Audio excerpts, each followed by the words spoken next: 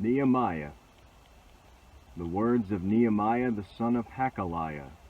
Now it happened in the month of Chislev, in the 20th year, as I was in Susa the capital, that Hanani, one of my brothers, came with certain men from Judah. And I asked them concerning the Jews who escaped, who had survived the exile, and concerning Jerusalem. And they said to me, the remnant there in the province who has survived, the remnant there in the province who had survived the exile is in great trouble and shame. The wall of Jerusalem is broken down, and its gates are destroyed by fire. As soon as I heard these words, I sat down and wept and mourned for days, and I continued fasting and praying before the God of heaven.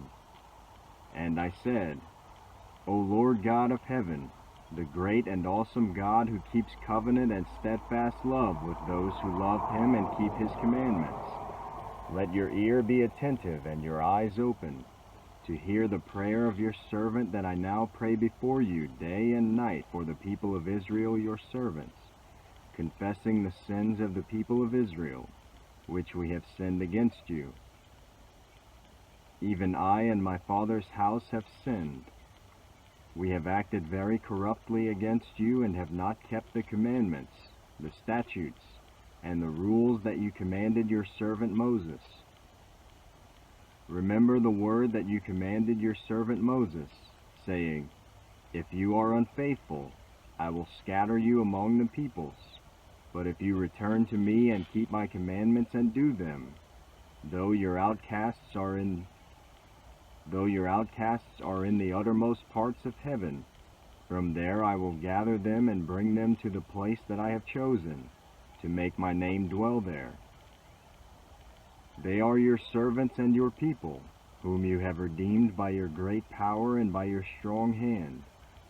O Lord, let your ear be attentive to the prayer of your servant, and to the prayer of your servants who delight to fear your name, and give success to your servant today, and grant him mercy in the sight of this man.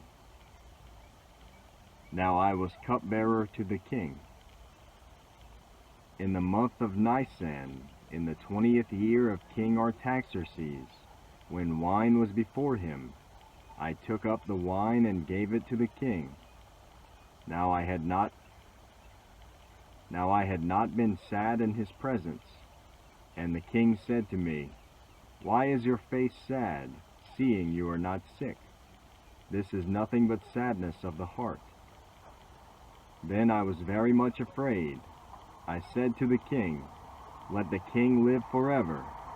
Why should not my face be sad, when the city, the place of my father's graves, lies in ruins, and its gates have been destroyed by fire? Then the king said to me, what are you requesting? So I prayed to the God of heaven, and I said to the king, if it pleases the king, and if your servant has found favor in your sight, that you send me to Judah, to the city of my father's graves, that I may rebuild it. And the king said to me, the queen sitting beside him, how long will you be gone, and when will you return? So it pleased the king to send me when I had given him a time. And I said to the king, if it pleases the king, let letters be given me to the governors of the province beyond the river, that they may let me pass through until I come to Judah, and a letter to Asaph, the keeper of the king's forest, that he may give me timber to make beams for the gates of the fortress of the temple, and for the wall of the city, and for the house that I shall occupy. And the king granted me what I asked, for the good hand of my God was upon me. Then I came to the governors of the province beyond the river and gave them the king's letters. Now the king had sent with me officers of the army and horsemen. But when Sanballat the Horonite and Tobiah the Ammonite servant But when Sanballat the Horonite and Tobiah the Ammonite servant heard this, It displeased them greatly that someone had come to seek the welfare of the people of Israel. So I went to Jerusalem and was there 3 days. Then I arose in the night, I and a few men with me. And I told no one what my God had put into my heart to do for Jerusalem. There was no animal with me but the one on which I rode. I went out by night by the valley gate to the dragon spring and to the dung gate, and I inspected the walls of Jerusalem that were broken down and its gates that had been destroyed by fire. Then I went on to the fountain gate and to the king's pool, but there was no room for the animal that was under me to pass. Then I went up in the night by the valley and inspected the wall, and I turned back and entered by the valley gate, and so returned.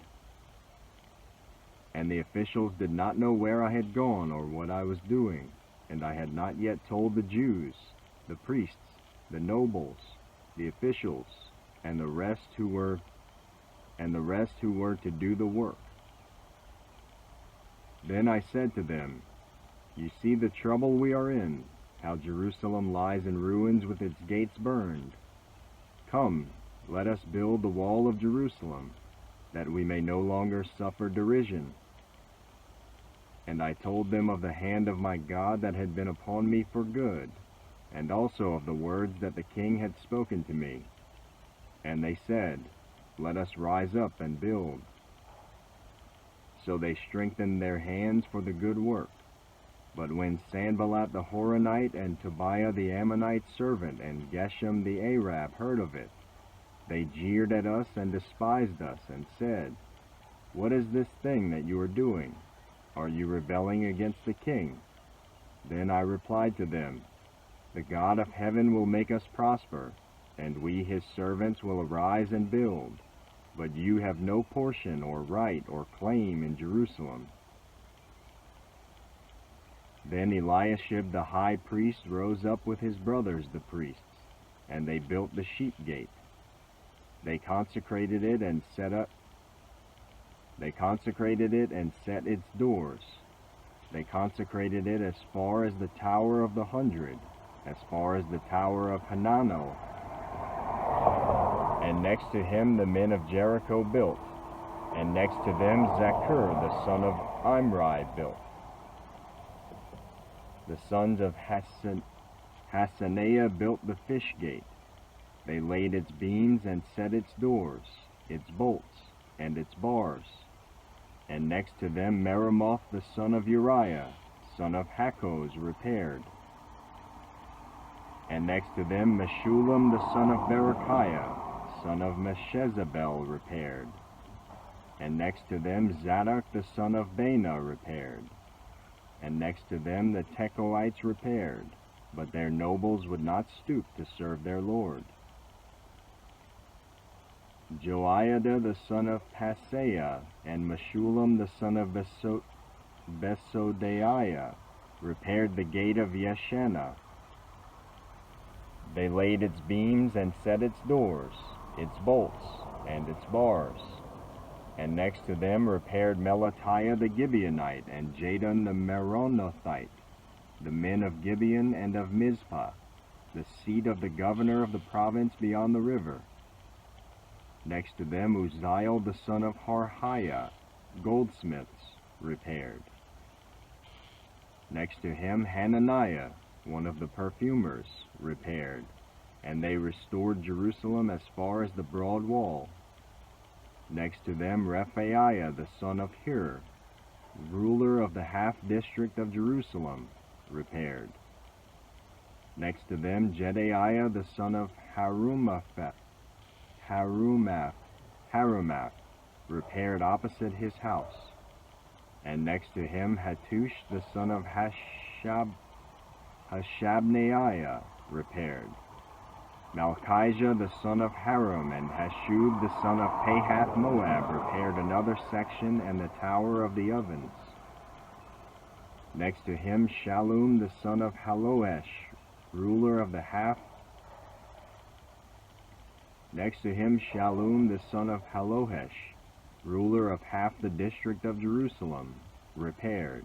he and his daughters. Hanun and the inhabitants of Zanoah repaired the valley gate. They rebuilt it and set its doors, its bolts, and its bars, and repaired 1,000 cubits of the wall, as far as the dung gate. Malchijah the son of Rechab, ruler of the district of Beth Hakarim, repaired the dung gate. He rebuilt it and set its doors, its bolts, and its bars. And Shallum the son of Kol-Hoseh, ruler of the district of Mizpah, repaired the fountain gate. He rebuilt it and covered it and set its doors, its bolts, and its bars. And he built the wall of the pool of Shelah of the king's garden, as far as the stairs that go down from the city of David. After him Nehemiah the son of Azbuk, ruler of half the district of Beth Zur, repaired to a point opposite the tombs of David, as far as the artificial pool, and as far as the house of the mighty men. After him the Levites repaired, Rehum the son of Bani. Next to him Hashabiah, ruler of half the district of Keilah, repaired for his district. After him their brothers repaired, Bavai the son of Henadad, ruler of half the district of Keilah. Next to him Ezer the son of Jeshua, ruler of Mizpah, repaired another section opposite the ascent to the armory at the buttress. After him Baruch the son of Zabbai repaired another section from the buttress to the door of the house of Eliashib the high priest. After him Meremoth the son of Uriah, son of Hakkoz, repaired another section from the door of the house of Eliashib to the end of the house of Eliashib. After him the priests, the men of the surrounding area, repaired. After them Benjamin and Hashub repaired opposite their house. After them Azariah the son of Maaseiah, son of Ananiah, repaired beside his own house. After him Benui the son of Henadad repaired another section, from the house of Azariah to the buttress and to the corner. Halal the son of Uzai repaired opposite the buttress and the tower projecting from the upper house of the king at the court of the guard. After him Pedaiah the son of Parosh and the temple servants living on Ophel repaired to a point opposite the water gate on the east and the projecting tower. After him the Tekoites repaired another section opposite the great projecting tower as far as the wall of Ophel. Above the horse gate the priests repaired, each one opposite his own house. After them Zadok the son of Immer repaired opposite his own house. After him Shemaiah the son of Shechaniah, the keeper of the east gate, repaired.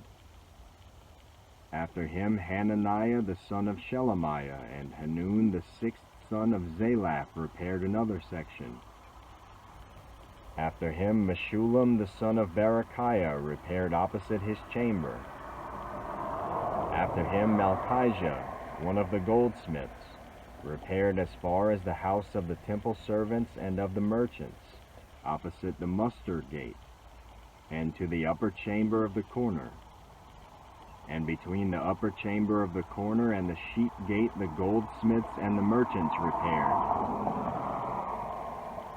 Now when Sanballat heard that we were building the wall, he was angry and greatly enraged, and he jeered at the Jews. And he said in the presence of his brothers and of the army of Samaria, "What are these feeble Jews doing? Will they restore it for themselves? Will they sacrifice?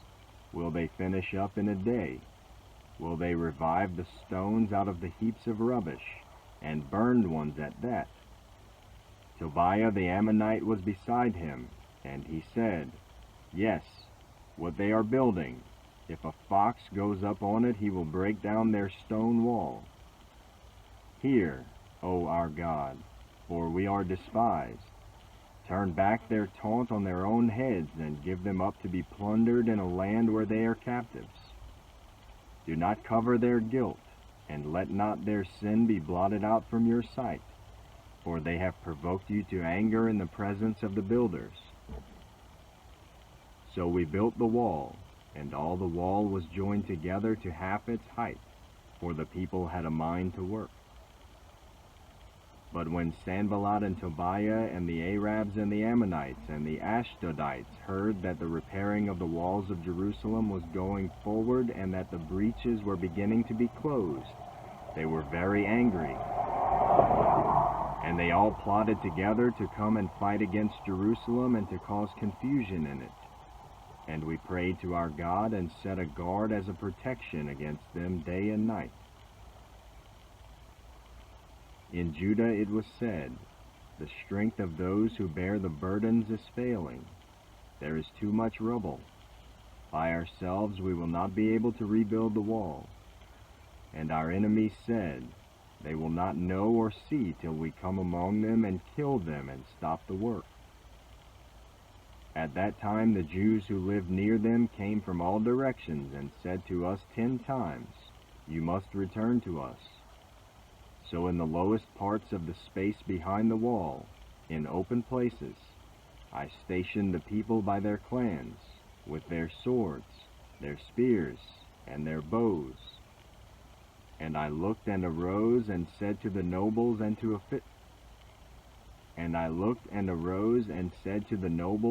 the officials and to the rest of the people, do not be afraid of them. Remember the Lord, who is great and awesome, and fight for your brothers, your sons, your daughters, your wives, and your homes. When our enemies heard that it was known to us and that God had frustrated their plan, we all returned to the wall, each to his work. From that day on, half of my servants worked on construction, and half held the spears, shields, bows, and coats of mail. And the leaders stood behind the whole house of Judah, who were building on the wall. Those who carried burdens were loaded in such a way that each labored on the work with one hand and held his weapon with the other. And each of the builders had his sword strapped at his side while he built. The man who sounded the trumpet was beside me, and I said to the nobles and to the officials and to the rest of the people, the work is great and widely spread, and we are separated on the wall, far from one another. In the place where you hear the sound of the trumpet, rally to us there. Our God will fight for us. So we labored at the work, and half of them held the spears from the break of dawn until the stars came out. I also said to the people at that time, let every man and his servant pass the night within Jerusalem, that they may be a guard for us by night and may labor by day. So neither I nor my brothers nor my servants nor the men of the guard who followed me, none of us took off our clothes. Each kept his weapon at his right hand. Now there arose a great outcry of the people and of their wives against their Jewish brothers. For there were those who said, with our sons and our daughters, we are many. So let us get grain, that we may eat and keep alive. There were also those who said, we are mortgaging our fields, our vineyards, and our houses to get grain because of the famine. And there were those who said, we have borrowed money for the king's tax on our fields and our vineyards. Now our flesh is as the flesh of our brothers, our children are as their children. Yet we are forcing our sons and our daughters to be slaves, and some of our daughters have already been enslaved, but it is not in our power to help it, for other men have our fields and our vineyards. I was very angry when I heard their outcry and these words. I took counsel with myself, and I brought charges against the nobles and the officials. I said to them, you are exacting interest, each from his brother. And I held a great assembly against them and said to them, We, as far as we are able, have bought back our Jewish brothers who have been sold to the nations, but you even sell your brothers that they may be sold to us." They were silent and could not find a word to say. So I said, "The thing that you are doing is not good. Ought you not to walk in the fear of our God to prevent the taunts of the nations, our enemies? Moreover, I and my brothers and my servants are lending them money and grain. Let us abandon this exacting of interest. Return to them this very day their fields, their vineyards, their olive orchards, and their houses, and the percentage of money, grain, wine, and oil that you have been exacting from them." Then they said, "We will restore these and require nothing from them. We will do as you say." And I called the priests and made them swear to do as they had promised. I also shook out the fold of my garment and said, "So may God shake out every man from his house and from his labor who does not keep this promise. So may he be shaken out and emptied." And all the assembly said, "Amen," and praised the Lord. And the people did as they had promised. Moreover, from the time that I was appointed to be their governor in the land of Judah, from the 20th year to the 32nd year of Artaxerxes the king, 12 years, neither I nor my brothers ate the food allowance of the governor. The former governors who were before me laid heavy burdens on the people and took from them for their daily ration 40 shekels of silver. Even their servants lorded it over the people. But I did not do so, because of the fear of God. I also persevered in the work on this wall, and we acquired no land, and all my servants were gathered there for the work. Moreover, there were at my table 150 men, Jews and officials, besides those who came to us from the nations that were around us. Now what was prepared at my expense for each day was 1 ox and 6 choice sheep and birds, and every 10 days all kinds of wine in abundance. Yet for all this I did not demand the food allowance of the governor, because the service was too heavy on this people. Remember for my good, O my God, all that I have done for this people.